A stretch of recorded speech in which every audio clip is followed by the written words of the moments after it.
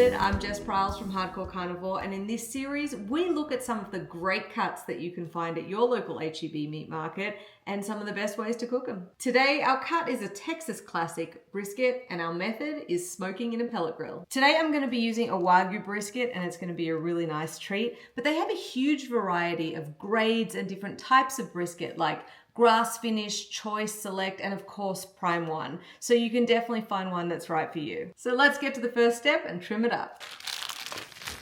This brisket is looking great, and it actually doesn't need very much trimming at all. This is the back or the flat of the brisket, and you can see all that beautiful marbling because it's Wagyu beef. This is gonna make it really rich and juicy. The first thing I'm gonna do is even out this little flap on the top here. If I left it there, it would get really dried out during cooking, so you just wanna make everything streamlined. Spinning it around, you'll see we've also got some really thick fat on this side, and we just wanna trim that down till it gets to about 1/4 or 1/2 inch. The fat on Wagyu brisket is much softer than other types of briskets, so this is going to be easier to trim, but you basically just want to feel all over your brisket and find any really hard, thick areas of fat and try and slim them down a little bit. And for the last step, I'm just rounding off any sharp corners. Aerodynamics is key. This baby is trimmed up, so I'm going to go in with my seasoning, True Texas Barbecue Salt and Pepper Blend. It's got some nice coarse pepper that's going to help our bark really set up. You want to be super generous with your application and really press it in well. Once you're seasoned up, it's time to hit that pellet grill. The temp is set to 215, and you'll notice I'm putting it on the top rack.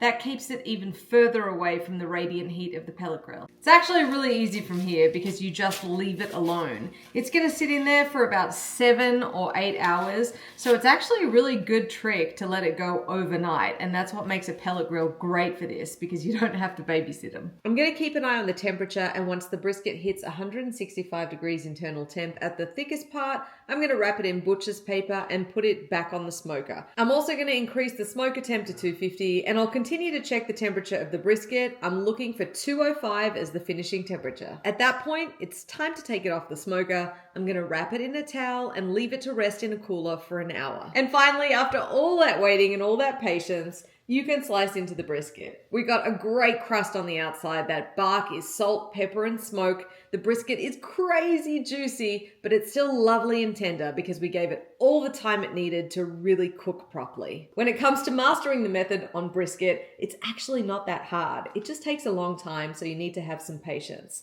But the best thing you can do is start with great meat, and you can find that at your local H-E-B meat market.